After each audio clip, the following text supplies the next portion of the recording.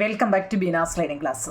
9ാം ക്ലാസ്സിലെ സോഷ്യൽ സയൻസിൻ്റെ ഒന്നാമത്തെ ചാപ്റ്റർ കുഞ്ഞുങ്ങളെ moving forward from the stone age എന്ന് വെച്ചാൽ ശിലായുഗത്തിൽ നിന്ന് മുന്നോട്ട്.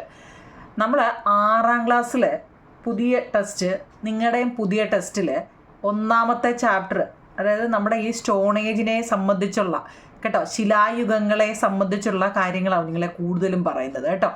6ാം ക്ലാസ്സിൻ്റെ ഒന്നാമത്തെ ചാപ്റ്ററിലും പറയുന്ന കാര്യങ്ങളുടെ ബാക്കിയായിട്ടാണ് നിങ്ങളുടെ 9ാം ക്ലാസ്സിൻ്റെ ഒന്നാമത്തെ ചാപ്റ്ററിൽ പഠിക്കുന്നത്. 6ാം ക്ലാസ്സിൻ്റെ പുസ്തകമൊക്കെ കിട്ടുന്നുണ്ടെങ്കിൽ, ആരുടെയിലെ അടുത്തൊക്കെ ഉണ്ടെങ്കിലോ അനിയത്തിയുടെയോ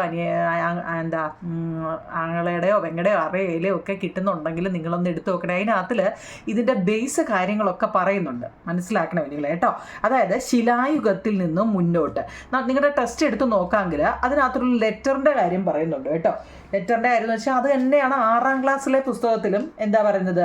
അതായത് ജവഹർലാൽ നെഹ്റുവിൻ്റെ ഒരച്ഛൻ, ജവഹർലാൽ നെഹ്റുവിൻ്റെ ഒരച്ഛൻ മകൾക്ക് അയച്ച കത്തുകൾ, അതിനെ പരാമർശിക്കുന്ന കുറേ കാര്യങ്ങളാണ് ഇവിടെ പറയുന്നത്. ഇവിടെ അതായത് ഈ ചരിത്രശേഷി പുരാദിമ മനുഷ്യൻ്റെ തലയോടിലാണ് തുടങ്ങുന്നത്. ആദ്യത്തെ ഒരു ഇൻട്രൊഡക്ഷൻ പറയാൻ കഴിഞ്ഞില്ല. ഒരു ആദിമ മനുഷ്യൻ്റെ തലയോടാണ് ചരിത്രശേഷിപ്പ് എന്ന് പറയുന്നത്. ഈ ആദിമ മനുഷ്യൻ ഇപ്പോൾ ഹൈഡൽബർഗ് മനുഷ്യൻ എന്നാണ് പറഞ്ഞു വരുന്നത്. ആ തലയോട് ഹൈഡൽബർഗ് എന്ന പട്ടണത്തിന് സമീപം ഒരു ദിക്കിൽ കുഴിച്ചപ്പോൾ കണ്ടു കിട്ടിയത് കൊണ്ടാണ് ആ പേര് വന്നത് കേട്ടോ. പിന്നെ അന്നോ ഡൊമിനി BC-യും AD-യും ഒക്കെ എന്തുവാണെന്നൊക്കെ അതിനകത്ത് പറയുന്നുണ്ട്. ആദിമ മനുഷ്യരുടെ ചരിത്രത്തെക്കുറിച്ച് അറിയാൻ നമ്മെ സഹായിക്കുന്ന പ്രധാന സ്രോതസ്സുകളാണ് ഈ മനുഷ്യൻ്റെ ഫോസിലുകൾ. പണ്ടോ മനുഷ്യർ താമസിച്ചിട്ടുണ്ടോ അല്ലേ? നമ്മൾ ശിലായുഗത്തെക്കുറിച്ചാണ് പഠിക്കുന്നത്. പണ്ട് കാലത്തൊക്കെ മനുഷ്യർ താമസിച്ചിട്ടുണ്ടോ അല്ലേ, ഉണ്ടായിരുന്നോ എന്ന് നമ്മൾ അറിയുന്നത് എങ്ങനെയാണെന്നറിയോ? കുഴിച്ചു നോക്കുമ്പോഴേ തലയോടുകൾ കിട്ടുന്നുണ്ട് കേട്ടോ. ആദിമ മനുഷ്യരുടെ ചരിത്രത്തെക്കുറിച്ച് അറിയാൻ നമ്മെ സഹായിക്കുന്ന പ്രധാന സ്രോതസ് എന്ന് വെച്ച് കഴിഞ്ഞാൽ മനുഷ്യൻ്റെ ഫോസിലുകളാണ്. ഈ ഫോസിലുകളുടെ കാലപ്പഴക്കം ശാസ്ത്രീയമായിട്ട് നിർണയിച്ചാണ് മനുഷ്യരുടെ ഉത്ഭവത്തിൻ്റെ ചരിത്രം തന്നെ രൂപപ്പെടുത്തിയിരിക്കുന്നത്. മനസ്സിലാക്കണേ. മനുഷ്യരുടെ ഉത്ഭവത്തെക്കുറിച്ച് ശാസ്ത്രീയമായ കാഴ്ചപ്പാട് മുന്നോട്ട് വെച്ചത് തന്നെ ചാൾസ് ഡാർവിനാണ് കേട്ടോ. ഈ മനുഷ്യൻ ഉണ്ടായതിന് മനുഷ്യരാണല്ലോ ഈ സ്റ്റോൺ ഏജും അല്ലേ, ഇനി അങ്ങോട്ട് കുറേ നമ്മൾ പഠിക്കാനുണ്ട്, അതിനെക്കുറിച്ചൊക്കെ കണ്ടുപിടിക്കുന്നത് അല്ലേ. അപ്പം നമ്മളിവിടെ പഠിക്കുന്നത് എന്താണെന്നറിയോ? ശിലായുഗത്തെക്കുറിച്ചാണ്. ഞാനൊരു ഇൻട്രൊഡക്ഷൻ പറഞ്ഞതാണ്. അതായത് വനാന്തരങ്ങളിൽ താമസിച്ചിരുന്ന ആദിമ മനുഷ്യർ, വനങ്ങളിലൊക്കെ താമസിച്ചിരുന്ന ആദിമ മനുഷ്യർ കായ്കനികൾ ശേഖരിച്ചും മൃഗങ്ങളെ വേട്ടയാടിയും അവയുടെ മാംസം ഭക്ഷിച്ചും ഒക്കെയായിരുന്നു ജീവിച്ചിരുന്നത്. ആണല്ലോ നിങ്ങളെ ഇന്നത്തെ കൂട്ട് 2 നിലയും 3 നിലയും ഫ്ലാറ്റും വല്ലതും ഉണ്ടോ അന്നത്തെ കാലത്ത്? ഇല്ല. ഉണ്ടോ?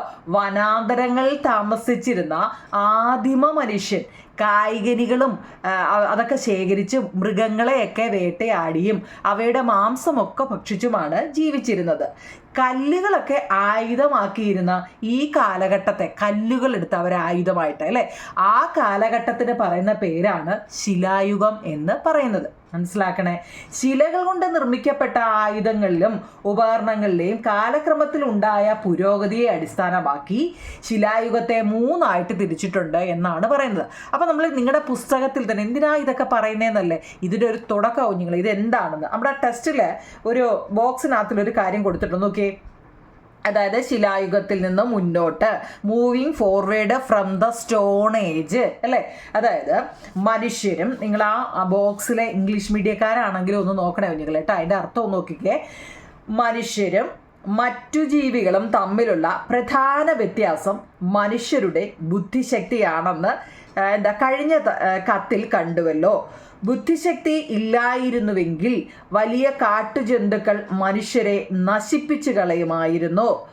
ആദിമ മനുഷ്യർക്ക് തൻ്റെ ശത്രുക്കളോട് പൊരുതാൻ പ്രത്യേകം ആയുധങ്ങൾ അന്ന് ഉണ്ടായിരുന്നില്ല.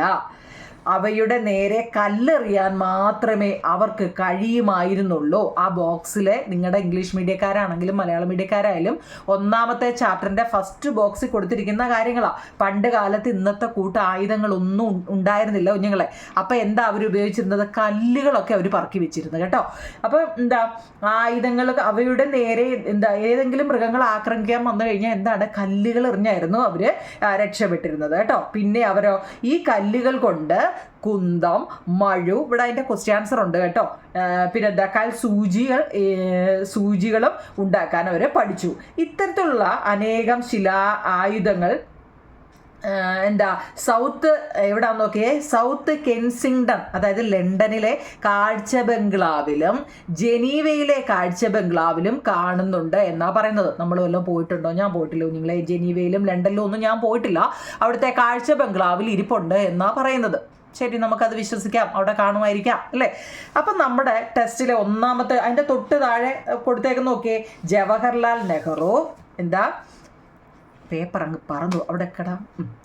ജവഹർലാൽ നെഹ്റുവിൻ്റെ നോക്കിയോ നിങ്ങളെ, ജവഹർലാൽ നെഹ്റുവിൻ്റെ ഒരച്ഛൻ മകൾക്ക് അയച്ച കത്തുകൾ എന്ന കൃതിയിൽ നിന്നുള്ള ഭാഗമാണ് നിങ്ങൾ മുകളിൽ വായിച്ചത്.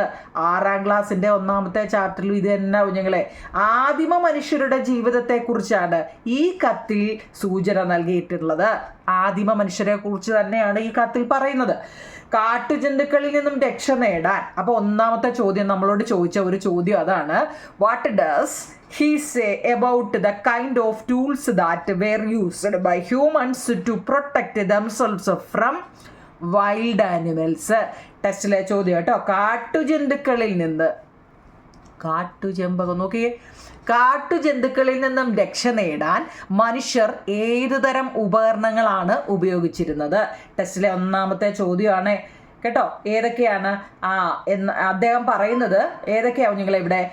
സ്റ്റോൺ ആക്സ് എന്ന് വെച്ചാൽ കല്ലുകൊണ്ടുള്ള മഴു, പിന്നെ സ്പിയേഴ്സ് കുന്തം സ്പിയേഴ്സ്, ഫൈൻ സ്റ്റോൺ നീഡിൽസ് സൂചി കല്ലുകൊണ്ടുള്ള, ഏതുകൊണ്ടുള്ള? സ്റ്റോൺ നീഡിൽസ്, നല്ല കല്ലുകൊണ്ടുള്ള നീഡിൽസ്, സൂചി കേട്ടോ. അതാണ് ടെസ്റ്റിലെ ഒന്നാമത്തെ ചോദ്യം. ഓക്കെ ആണോ? ഇനി അതിൻ്റെ തൊട്ട് താഴെ പറയുന്ന നോക്കിയേ, ഇത്തരം ഉപകരണങ്ങൾ അക്കാലത്തെ മനുഷ്യർ എന്തൊക്കെ ആവശ്യങ്ങൾക്ക് ഉപയോഗിച്ചിട്ടുണ്ടാകും? നോക്കിയേ, what could be the purpose for which humans in that period used such tools? അക്കാലത്തെ മനുഷ്യർ എന്തൊക്കെ ആവശ്യങ്ങൾക്കാണ് ഇത്തരം ഉപകരണങ്ങൾ ഉപയോഗിച്ചിരുന്നത്? അന്ന് ഈ പറയുന്ന പോലെ ഇരുമ്പോ കത്താളോ കോടാലിയോ തോക്കോ വടിവാളോ ഇല്ലേ? ഇന്ന് എന്തൊക്കെയാ? അന്നത്തെ കാലത്ത് അത് വല്ലതും ഉണ്ടോ? ഇല്ല. അവരുടെ കയ്യിൽ ആകെ കൂർപ്പിച്ച കല്ലൊക്കെ കൂർപ്പിച്ച ആയുധങ്ങളോ അല്ലേ, എന്തെങ്കിലും അങ്ങനെയൊക്കെ കമ്പോ വടിയോ അങ്ങനെയൊക്കെ ഉള്ളായിരുന്നു അല്ലേ. ഇവരിതൊക്കെ എന്തിനാ ഉപയോഗിച്ചതെന്നാണ് ചോദിച്ചത്. നോക്കിയേ, four protecting themselves from animal, മൃഗങ്ങളിൽ നിന്ന് രക്ഷ നേടുക എന്നുള്ളതാണ് ഒന്നാമത്തെ ഇല്ലേ. വനത്തിലും അവിടെ ഇവിടെയൊക്കെ അല്ലേ അവർ താമസിച്ചത്. അപ്പോൾ മൃഗങ്ങളിൽ നിന്ന് രക്ഷ നേടുക എന്നുള്ളതാണ് അവരുടെ ആദ്യത്തേത് അല്ലേ. പിന്നെ ഫോർ ഹണ്ടിങ്, വേട്ടയാടൽ, ഫോർ മേക്കിംഗ് ഫയർ, തീ എന്ന് വെച്ച് കഴിഞ്ഞാൽ ഇവർക്ക് വല്ലതും കഴിക്കണമെന്നുണ്ടെങ്കിൽ എന്ത് വേണം? ഫയർ വേണം അല്ലേ. ഫയർ മേക്കിംഗ് ഫോർ, തീ ഉണ്ടാക്കാനും ഒക്കെയാണ് കേട്ടോ. ഇവരെന്തിനൊക്കെയാണ് ആവശ്യങ്ങൾക്കായിട്ട് ഉപകരണങ്ങൾ ഉപയോഗിച്ചിരുന്നു എന്നുള്ള ഒരു ചോദ്യമുണ്ട് കേട്ടോ. മൃഗങ്ങളിൽ നിന്ന് രക്ഷ നേടാനും വേട്ടയാടലിനും അതുപോലെ തന്നെ തീ ഉണ്ടാക്കാനും വേണ്ടിയൊക്കെ കേട്ടോ എന്തുപയോഗിക്കുന്നുണ്ട്? മനുഷ്യർ എന്തൊക്കെ ആവശ്യങ്ങൾക്കാണ് ഉപകരണങ്ങൾ ഉപയോഗിച്ചു എന്നുള്ളതാണ് ടെസ്റ്റിലെ ചോദ്യം കേട്ടോ. അതിൻ്റെ തൊട്ട് താഴെ നോക്കിക്കഴിഞ്ഞാൽ മേൽപ്പറഞ്ഞ ആവശ്യങ്ങൾക്കായി മനുഷ്യർ നിർമ്മിച്ച ഉപകരണങ്ങൾ തുടക്കത്തിൽ ശിലകൾ കൊണ്ടുള്ളവയായിരുന്നു. പിൽക്കാലത്ത് ശിലയുടെ സ്ഥാനത്ത് ലോഹങ്ങൾ കടന്നു വന്നു. ശില എന്ന് വെച്ചാൽ കല്ലുകൾ അല്ലേ. കല്ലുകളുടെ സ്ഥാനത്ത് എന്തു വന്നു? സ്റ്റോണുകൾ വന്നു. അത് എൻ്റെ തൊട്ട് താഴെ ഒരു ചോദ്യം നോക്കണേ. മനുഷ്യർ ഉപകരണങ്ങൾ നിർമ്മിക്കാൻ ഉപയോഗിച്ച വസ്തുക്കളുടെ അടിസ്ഥാനത്തിൽ പുരാവസ്തു ഗവേഷകർ മാനവ ചരിത്രത്തെ വിവിധ കാലഘട്ടങ്ങളായിട്ട് തിരിക്കുന്നു. Archaeologist divide human history into different stage on the basis of the materials used for making tools. മനുഷ്യർ ഉപകരണങ്ങളൊക്കെ മനുഷ്യർ നിർമ്മിക്കാൻ വേണ്ടി, ചോദ്യം നോക്കണേ നിങ്ങളെ, മനുഷ്യർ ഉപകരണങ്ങൾ നിർമ്മിക്കാൻ ഉപയോഗിച്ച വസ്തുക്കളുടെ അടിസ്ഥാനത്തിൽ പുരാവസ്തു ഗവേഷകർ മാനവ ചരിത്രത്തെ വിവിധ കാലഘട്ടങ്ങളായിട്ട് തിരിച്ചു. ഈ ചാപ്റ്ററിൽ ഏറ്റവും ഇമ്പോർട്ടൻ്റ് ഒരു ചോദ്യമാണ്. കാരണം നമ്മളുടെ പാഠത്തിൻ്റെ പേര് തന്നെ നിങ്ങളെ സ്റ്റോൺ ഏജ് എന്നാണ് കേട്ടോ. എന്താണ് ശിലായുഗം? അപ്പോൾ അതാണ് മനുഷ്യർ ഉപകരണങ്ങൾ നിർമ്മിക്കാൻ ഉപയോഗിച്ച വസ്തുക്കളുടെ അടിസ്ഥാനത്തിൽ ഓരോ വസ്തുക്കളെ മനുഷ്യർ ഇപ്പം ഇന്നത്തെ കാലഘട്ടത്തിൽ നമ്മൾ എന്തൊക്കെയാണ് ഉപയോഗിക്കുന്നത് അതുപോലെ ഇനി തൊട്ട് മുമ്പുള്ള കാലഘട്ടം, അതിന് മുമ്പുള്ള അങ്ങനെ ഓരോ കാലഘട്ടമില്ലേ, അങ്ങനെ ഉപയോഗിച്ച വസ്തുക്കളുടെ അടിസ്ഥാനത്തിൽ പുരാവസ്തു ഗവേഷകർ, അതായത് ആർക്കിയോളജിസ്റ്റ്, എൻ്റെ നാക്കുരി വെളി വന്നിരി അല്ലേ, മാനവ ചരിത്രത്തെ ഹ്യൂമൻ ഹിസ്റ്ററി അല്ലേ വിവിധ കാലഘട്ടങ്ങളായിട്ട് തിരിച്ചിരിക്കുന്നു. അതിൽ 2 കാലഘട്ടമുണ്ട് കുഞ്ഞുങ്ങളെ. ഒന്ന് സ്റ്റോൺ ഏജ് കേട്ടോ, 2 മെറ്റൽ ഏജ് കേട്ടോ. സ്റ്റോൺ ഏജ് എന്ന് വെച്ച് കഴിഞ്ഞാൽ ശിലായുഗം. ഈ ശിലായുഗത്തിൽ വരുന്ന 3 എണ്ണത്തിൻ്റെ പേര് പഠിക്കണം, തിരിഞ്ഞു പോകരുത്. ഇത് വളരെ ഇമ്പോർട്ടൻ്റ് ആണ് ഈ ചാപ്റ്ററിലെ. ശിലായുഗത്തിലെ 3 പ്രധാനപ്പെട്ടതാണ് പാലിയോലിത്തിക് ഏജ്. നമ്മൾ ഇതൊക്കെ എന്തുവാ, പാലിയോലിത്തിക് എന്താണ്, മെസോലിത്തിക് എന്താണ്, നിയോലിത്തിക് എന്താണെന്ന് ഓരോ വരി 2 വരിയൊക്കെ ഇതുവരെയുള്ളത് പഠിച്ച്. പക്ഷേ ഇപ്രാവശ്യം ഇതിനെക്കുറിച്ചൊക്കെ നല്ലപോലൊക്കെ ഒന്ന് വിശദമായിട്ട് പഠിക്കണം കേട്ടോ. കാരണം എന്താ, 9ാം ക്ലാസ് ആണ് കേട്ടോ. സ്റ്റോൺ ഏജിനെ 3ആയിട്ട് തിരിക്കാം കുഞ്ഞുങ്ങളെ. പാലിയോലിത്തിക് ഏജ് അതായത് പ്രാചീന ശിലായുഗം, മെസോലിത്തിക് ഏജ് മധ്യശിലായുഗം, നിയോലിത്തിക് ഏജ് നവീന ശിലായുഗം. മനസ്സിലാക്കണേ കുഞ്ഞുങ്ങളെ. പല ഘട്ടങ്ങളായിട്ട് ആർക്കിയോളജിസ്റ്റുകൾ തിരിച്ചായിരുന്നു അല്ലേ, വിവിധ കാലഘട്ടം ഓർത്തോണം കേട്ടോ.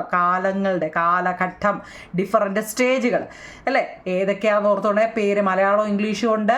പാലിയോലിത്തിക് ഏജ് എന്ന് വെച്ചാൽ പ്രാചീന ശിലായുഗം, മെസോലിത്തിക് ഏജ് എന്ന് വെച്ചാൽ മധ്യശിലായുഗം, നിയോലിത്തിക് ഏജ് എന്ന് വെച്ചാൽ നവീന ശിലായുഗം. പഠിച്ചോണേ, സ്റ്റോൺ ഏജിനെ ആണ്. ഇനി അതുപോലെ തന്നെ എന്താണ് ഈ മെറ്റൽ ഏജും ഉണ്ട് അല്ലേ, ലോഹയുഗവും ഉണ്ട് കുഞ്ഞുങ്ങളെ. ലോഹയുഗം, ഒന്ന് സ്റ്റോൺ ഏജ്, 2 മെറ്റൽ ഏജ്. 2 ഘട്ടങ്ങളാണ്. ഒന്ന് stone age, 2 metal age. Stone ഏജിൽ വരുന്ന 3 എണ്ണം മറക്കല്ലേ. അതുപോലെ തന്നെ മെറ്റൽ ഏജിൽ 2 എണ്ണം വരുന്നുണ്ട്, ബ്രോൺസ് ഏജും അയൺ ഏജും. വെങ്കല യുഗവും ഇരുമ്പ് യുഗവും. എന്താ നിങ്ങളെ, വെങ്കല യുഗവും ഇരുമ്പ് യുഗവും. അങ്ങനെ 2 യുഗങ്ങളെ കുറിച്ചാണ് കേട്ടോ ഉണ്ട്. ഏതിലാ, മെറ്റൽ ഏജിനകത്തിൽ. അപ്പം നമുക്ക് പഠിക്കാനുള്ളത് സ്റ്റോൺ ഏജ് ആവും നിങ്ങളെ. ആദ്യമേ പഠിക്കാനുള്ളത് എന്താണ് സ്റ്റോൺ ഏജ്. മുമ്പ് നമ്മൾ പഠിച്ചതല്ലേ, മുമ്പ് നമ്മൾ പറഞ്ഞ എന്താ, അതായത് സ്റ്റോൺ ഏജ് എന്നാൽ എന്ത് ചോദിക്കുക, ഒറ്റ വരി പറഞ്ഞു കഴിഞ്ഞാൽ എന്താ പറയുന്നത്, നമുക്ക് വനാന്തരങ്ങളിൽ താമസിച്ചിരുന്ന ആദിമ മനുഷ്യൻ കായ്കനികൾ ശേഖരിച്ചും മൃഗങ്ങളെ വേട്ടയാടിയും അവയുടെ മാംസം ഭക്ഷിച്ചുമാണ് ജീവിച്ചിരുന്നത്.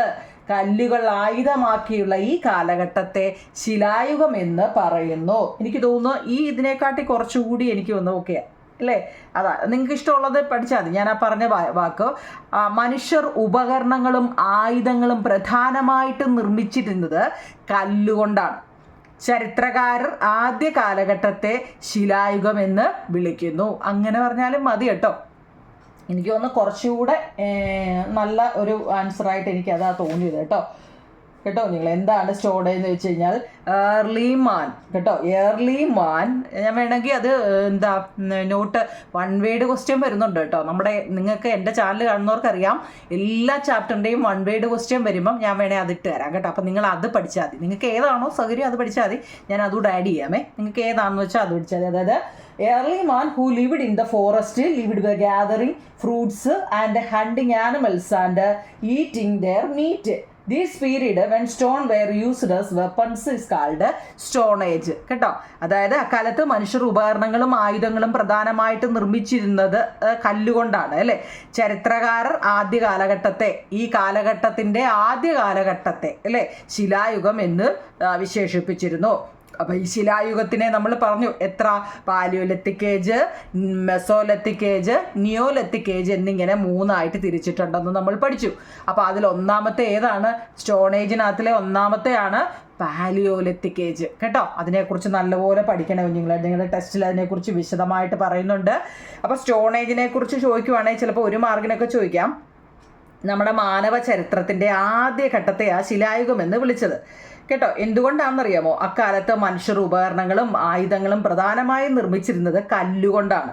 അതിനാൽ ചരിത്രകാരർ ആദ്യ കാലഘട്ടത്തെ ശിലായുഗമെന്ന് വിശേഷിപ്പിച്ചിരുന്നു. കല്ലുകൾ കൊണ്ടുള്ള ഉപകരണങ്ങളുടെ നിർമ്മാണ രീതിയെ അടിസ്ഥാനമാക്കി ശിലായുഗത്തെ പ്രാചീന ശിലായുഗമെന്നും മധ്യശിലായുഗമെന്നും നവീന ശിലായുഗമെന്നും മൂന്നായിട്ട് തിരിച്ചിട്ടുണ്ട്. അതിലൊന്നാമത്തെയാണ് നമ്മൾ ഈ പറഞ്ഞ പാലിയോലിത്തിക് ഏജ് എന്ന് പറയുന്നത്, പ്രാചീന ശിലായുഗം എന്ന് പറയുന്നത്.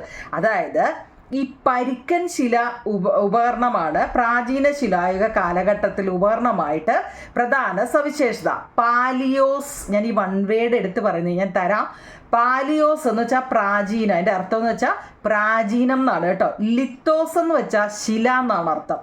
ലിത്തോസ്ഫിയർ നമ്മൾ പഠിച്ചിട്ട് ഓർമ്മ. ലിത്തോസ് മീൻസ് ശില എന്നാണ് അർത്ഥം കേട്ടോ. എന്നീ രണ്ട് ഗ്രീക്ക് പദങ്ങളിൽ നിന്നാണ് പാലിയോലിത്തിക് എന്ന പദം രൂപം കൊണ്ടത്. ചിലപ്പോൾ ഒരു മാർക്കിന് ചോദിക്കാം, എന്താണ് ഈ പാലിയോലിത്തിക് ഏജ് എന്ന് ചോദിച്ചാൽ എന്താ പറയും, ഏത് വാക്കിൽ നിന്നാണ് ഉണ്ടായെന്ന് ചോദിക്കാം. വൺ വേർഡ് വേണമെങ്കിൽ ചോദിക്കണേ നിങ്ങൾ കേട്ടോ. നിങ്ങൾ 5-6 പേരെങ്കിലും ചോദിക്കുവാണെങ്കിൽ ഞാൻ വൺ വേർഡ് ഒപ്പിച്ച് തരാം. ഇല്ലെങ്കിൽ വീട് ഞാൻ അത്രയും മെനക്കെട്ടിരുന്ന് എഴുതുന്നുണ്ടല്ലോ. എന്താ പാലിയോസ് എന്ന് വെച്ചാൽ പ്രാചീനം എന്നാണ് അർത്ഥം. ലിത്തോസ് എന്നാൽ ശില എന്നാണ് അർത്ഥം. ഈ രണ്ട് ഗ്രീക്ക് പദങ്ങളിൽ നിന്നാണ് പാലിയോലിത്തിക് എന്ന പദം രൂപം കൊണ്ടത്. ഓക്കെ ആണോ? അപ്പോൾ പാലിയോലിത്തിക് ഏജ് എന്നാൽ എന്തെന്ന് ചോദിച്ചു കഴിഞ്ഞാൽ എന്താ അതായത് the paleolithic age is the use of rough stone tools. നോക്കണേ നിങ്ങളെ, പ്രാചീന ശിലായുഗത്തിൽ ഉപയോഗിച്ചുകൊണ്ടിരുന്നത് പരുക്കൻ ശിലാ ഉപകരണങ്ങളാണ്. കേട്ടോ, പരുക്കൻ ശിലാ ഉപകരണങ്ങളാണ്. Archaeologist point out that there wear 3 main stage in the use of tools. ഇവർ റഫായിട്ടുള്ള സ്റ്റോൺ ആണ് ഉപയോഗിച്ചത്. അങ്ങനെയാണെങ്കിൽ ഉപകരണങ്ങളുടെ ഉപയോഗത്തിൽ ഇവരിങ്ങനെ കട്ടിയുള്ള റഫായിട്ടുള്ള സ്റ്റോൺ ആണ് ഈ പാലിയോലിത്തിക് ഏജിൽ ഉപയോഗിച്ചിരുന്നതെങ്കിൽ അവിടെ ആർക്കിയോളജിസ്റ്റ് ഉണ്ട് അല്ലേ, അവരെന്ത് ചെയ്യുന്നത്, ഇവർ ഉപയോഗിക്കുന്നതിൻ്റെ അടിസ്ഥാനത്തിൽ ഇവരെങ്ങനെയൊക്കെയാണ് ഇത് ഉപയോഗിക്കുന്നത്. റഫായിട്ടുള്ള സ്റ്റോൺ ആണ് അവർ ഉപയോഗിക്കുന്നത്. ഇപ്പം ഇവരെങ്ങനെയൊക്കെയായിരിക്കും ഇത് ഉപയോഗിക്കുന്നത് അല്ലേ? ആർക്കിയോളജിസ്റ്റാണിത് കണ്ടുപിടിച്ചത്. എങ്ങനെയാണെന്നറിയോ? അവരാദ്യം യൂട്ടിലൈസേഷൻ, ഇതെങ്ങനെ പ്രയോജനപ്പെടുത്തൽ എന്നാണ് ഫസ്റ്റിൽ. യൂട്ടിലൈസേഷൻ എന്ന് വെച്ചാൽ എന്താ? പ്രയോജനപ്പെടുത്തൽ എന്ന് വെച്ചാൽ A method of using available stones without changing there shape. അവർക്ക് കിട്ടുന്ന ഇപ്പോൾ റഫ് സ്റ്റോൺസ് ആണെന്ന് പറഞ്ഞില്ലേ, ലഭ്യമായ കല്ലുകളെ രൂപമാറ്റം ഒന്നും വരുത്താതെ തന്നെ അതങ്ങ് ഉപയോഗിക്കുക. അവർക്ക് അവിടുന്ന് ഇവിടുന്നൊക്കെ വലിയ വലിയ കല്ലുകളൊക്കെ കിട്ടുമല്ലോ, അവരുടെ ജീവൻ രക്ഷിക്കാൻ വേണ്ടി ജന്തുക്കളെ എറിഞ്ഞു കൊല്ലാനും അല്ലേ, നമ്മുടെ ജീവൻ നിലനിർത്താൻ വേണ്ടി അല്ലേ. അപ്പം അവർ എവിടുന്നെങ്കിലുമൊക്കെ കിട്ടുമ്പം ആ ചില കല്ലുകളെ എന്ത് ചെയ്യുന്നുള്ളൂ, ഒന്നും ചെയ്യത്തില്ല, അത് അതുപോലെ തന്നെ ഇങ്ങനെ വെച്ചിരിക്കും. മനസ്സിലായോ? അതിനെയാണ് യൂട്ടിലൈസേഷൻ അല്ലെങ്കിൽ പ്രയോജനപ്പെടുത്തൽ എന്ന് പറയുന്നത്. എന്നാൽ കുറച്ചുണ്ട് കേട്ടോ, ഫാഷനിങ് ഉണ്ട്, എന്ന് വെച്ചാൽ രൂപമാറ്റം വരുത്തലുണ്ട്. The method of using available stones by changing the shape according to the need. അവർക്ക് ഇനി കുറച്ച് അവർ സേഫായിട്ട് കുറച്ചെന്തോ ഒരു മാറ്റവും വരുത്താതെ കുറച്ചെടുത്ത് മാറ്റി വെക്കും. കുറച്ചെടുത്തുണ്ടല്ലോ ലഭ്യമായ കല്ലുകളെ അവർക്ക് ആവശ്യാനുസരണം അതിനെ രൂപം മാറ്റം വരുത്തി ഉപയോഗിക്കുന്ന രീതിയാണ് ഫാഷനിങ് അല്ലെങ്കിൽ രൂപമാറ്റം വരുത്തുക. അത് കേൾക്കുമ്പോഴേ അറിയാം അല്ലേ. അവർക്ക് കിട്ടുന്ന കുറേ കല്ലുകൾ അവരെന്ത് ചെയ്യുന്നു, ഷേപ്പാക്കി ഒക്കെ വെക്കും. ഓക്കെ ആണല്ലോ.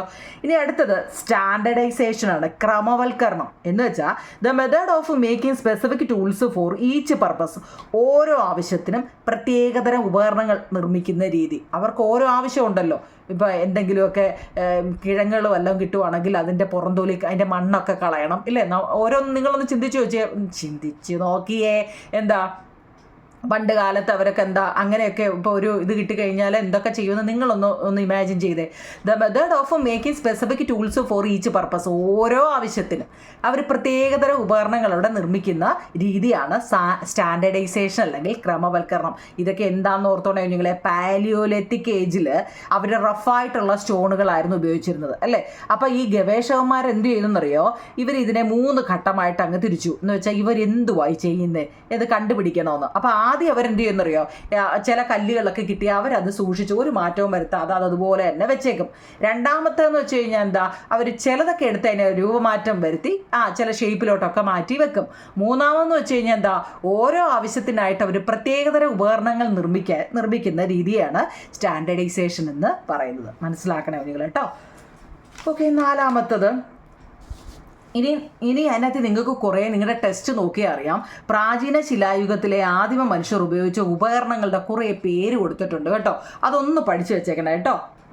നിങ്ങൾക്ക് ഇഷ്ടമുള്ള, നിങ്ങൾക്ക് ഏതാണോ മനസ്സിലാവുന്നത് അതിൻ്റെ കുറേ, അതായത് ഉരുളൻ കല്ലുപകരണങ്ങളുണ്ട്, അതിനെ പെബിൾ ടൂൾസ് അല്ലേ, ഉരുണ്ടിരിക്കുന്ന കല്ലുപകരണങ്ങളുണ്ട്, ദ്വിമുഖ മാതൃശില ഉപകരണങ്ങളുണ്ട്, ദ്വിമുഖ മാതൃശില ഉപകരണങ്ങളുണ്ട്, അതല്ലെങ്കിൽ ബൈഫേസ് കോർ ടൂൾസ്, പിന്നെ കൽച്ചീൽ ഉപകരണങ്ങളുണ്ട്, ഫ്ലേക്ക് ടൂൾസ്. ഇങ്ങനെ കുറേ പേര് നിങ്ങളുടെ ടെസ്റ്റിൽ തന്നിട്ടുണ്ട്. നിങ്ങൾക്ക് പഠിക്കാൻ പറ്റുന്ന ഒരു 5-6 പേര് പഠിച്ചു വെച്ചേക്കണം കേട്ടോ. പ്രാചീന ശിലായുഗത്തിലെ ആദിമ മനുഷ്യർ ഉപയോഗിച്ച ഉപകരണങ്ങൾ കേട്ടോ, ആ കല്ല് വെച്ചുള്ള ഒക്കെ ഉപകരണങ്ങൾ ഏതൊക്കെ ഒന്ന് പഠിച്ചു വെച്ചേക്കണേ. അപ്പം ഇതിനകത്തില്ലേ flake tools, core and flakes എന്ന് വെച്ചാൽ അതിൻ്റെ നിങ്ങളുടെ ടെസ്റ്റിൽ ലെഫ്റ്റ് സൈഡിൽ കൊടുത്തിട്ടുണ്ട്. മാതൃശിലകളും കൽച്ചീലുകളും, എന്താ നിങ്ങളെ പിന്നെ ശിലകൾ, മാതൃശിലകളും കൽച്ചീലുകളും. ചീലുകൾ എന്നാണോ ചീളുകൾ എന്നാണോ? ചീളുകളാ അല്ലേ? ചീലുകളല്ല, ചീളുകൾ. ചീളുണ്ടല്ലോ, ചീള്. കോർ ആൻഡ് ഫ്ലേക്സ് എന്നാൽ എന്തെന്ന് 2 മാർക്കിന് ചിലപ്പോൾ ചോദിക്കാം, ടെസ്റ്റിൽ കിടപ്പുണ്ട്. When a piece of stone is broken into 2 or more pieces, the largest piece is called the core and the smallest pieces are called flakes. Those made of core stones are called core tools and those made of stone flake are called flake tools. എല്ലാം മനസ്സിലായോ? നമ്മുടെ അവരൊരു കഷ്ണം കല്ലിനെ 2 അതിലധികമോ കഷ്ണങ്ങളായി പൊട്ടിക്കുമ്പോൾ അതിലേറ്റവും വലിയ കഷ്ണത്തെ അവർ core അല്ലെങ്കിൽ മാതൃശില എന്ന് പറയുന്നു. ഒരു കല്ലെടുത്ത് അതിൻ്റെ നടുക്ക് ഒരു വെട്ട് വെച്ച് കൊടുത്തു കഴിഞ്ഞാൽ 2ആയിട്ട് മുറിയും അല്ലേ? അതിൽ വലിയ പീസ് ഏതാണ്, ചെറിയ പീസ് ഏതാണ്? വലിയ പീസിനെ അവരെന്ത് പറയുന്നു? മാതൃശില അല്ലെ കോർ എന്നും, ചെറിയ കഷ്ണത്തെ കൽച്ചീലുകൾ എന്നും വിളിക്കുന്നു. മാതൃശില കൊണ്ട് നിർമ്മിച്ചിരിക്കുന്നവയെ മാതൃശിലാ ഉപകരണങ്ങൾ എന്നും, കൽച്ചീലുകൾ കൊണ്ട് നിർമ്മിച്ചിരിക്കുന്നവരെ കൽച്ചീൽ ഉപകരണങ്ങൾ എന്നും വിളിക്കുന്നു. ഓക്കെ ആണോ? മലയാളം ഉണ്ട്. ഇത് ഇങ്ങനെ വലിയ ക്വസ്റ്റ്യൻ ആൻസർ, ഇതൊക്കെ ഞങ്ങൾക്ക് പഠിക്കാൻ വയ്യാൻ തോന്നില്ല. അപ്പം നിങ്ങളെന്താ, ഇംഗ്ലീഷുകാർക്ക് ഇത്രയേ ഉള്ളൂ, മലയാളംകാർക്ക് ഇത്രയേ ഉള്ളൂ. എൻ്റെ കുഞ്ഞുങ്ങളെ വലിയ ഒരു പീസ് അതെങ്ങനെയാണ്, എന്താ കാണിക്കുക? വലിയ ഒരു പീസ് കല്ല്, അതിനെ നമ്മളിപ്പോൾ കല്ല് ഇങ്ങനെ ഒന്ന് അടിച്ച് പൊട്ടിക്കുമ്പോൾ വലുതും ചെറുതുമില്ലേ, ആ വലിയ പീസിനെ കോറെന്നും ചെറിയ പീസിനെ കൽച്ചീലുകൾ എന്നും പറയുന്നു. മനസ്സിലായോ? ആ വലിയ പീസ് കൊണ്ട് അല്ലെ മാതൃശില കൊണ്ട് നിർമ്മിക്കുന്നവയെ മാതൃശിലാ ഉപകരണങ്ങൾ എന്ന് പറയുന്നു കേട്ടോ. Core tools. ചെറുതാണെങ്കിലും അതിനെ ഫ്ലേക്ക് ടൂൾസ് എന്നും പറയുന്നു. ഇപ്പം പിടികിട്ടിയോ? ഇനി ക്യാരക്ടറിസ്റ്റിക്സ് ഓഫ് പാലിയോലിത്തിക് ഏജ്, നിങ്ങളുടെ ടെസ്റ്റിൽ അത് കൊടുത്തിട്ടുണ്ടെങ്കിൽ പാലിയോലിത്തിക് ഏജുമായിട്ട് ബന്ധപ്പെട്ട് എന്ത് ചോദിച്ചാലും ഇതങ്ങ് എഴുതിയാലും മതി. എന്താണെന്നറിയോ? ഇവിടെ റഫ് സ്റ്റോൺ ടൂൾസ് ആയിരുന്നു, ശരിയാ. പരുക്കൻ കല്ല് ഉപകരണങ്ങളായിരുന്നു ഈ പാലിയോലിത്തിക് ഏജിൽ ഉപയോഗിച്ചിരുന്നത് അല്ലേ? ആ പരുക്കൻ കല്ലുകളെ ആർക്കിയോളജിസ്റ്റുകൾ 3ആയിട്ട് തിരിച്ചതൊക്കെ നമ്മൾ പഠിച്ചതാണ് അല്ലേ? അപ്പോൾ അവർ പരുക്കൻ കല്ലുകളാണ് ഉപയോഗിച്ചത്, ശരിയാ. പിന്നോ lived in cave and open space. ഇനി പാലിയോലിത്തിക് ഏജിലെ ആൾക്കാരെവിടെ? ഗുഹകളിലും തുറസായ സ്ഥലങ്ങളിലുമായിരുന്നു അവർ വസിച്ചിരുന്നത് അല്ലെങ്കിൽ താമസിച്ചിരുന്നത്. പാലിയോലിത്തിക് ഏജിലെ എന്താന്ന് വെച്ചാൽ പഴയ ആൾക്കാർ, ആ പുരാതന ആൾക്കാർ എങ്ങനെയാണ് നിങ്ങളെ ഗുഹകളിലും തുറസായ സ്ഥലങ്ങളിലും ഒക്കെ ആയിരുന്നു താമസിച്ചിരുന്നത്. Hunting and gathering were the means of livelihood. വേട്ടയാടൽ, ഹണ്ടിങ് എന്ന് വെച്ചാൽ വേട്ടയാടുക, ഗ്യാതറിങ് എന്ന് വെച്ചാൽ ശേഖരിക്കുക എന്നിവയായിരുന്നു അവരുടെ ലിവ്ലിഹുഡ്, ഉപജീവന മാർഗങ്ങൾ. എന്ന് വെച്ചാൽ ഒരാഴ്ചത്തേക്കുള്ള അരി സാധനവും മേടിച്ച് വീട്ടിൽ വെച്ചേക്കുവാണോ? അല്ല, രാവിലെ എഴുന്നേൽക്കുക, വേട്ടയാടുക, വല്ലതും കഴിക്കുക, വീട്ടിൽ വന്നിരിക്കുക.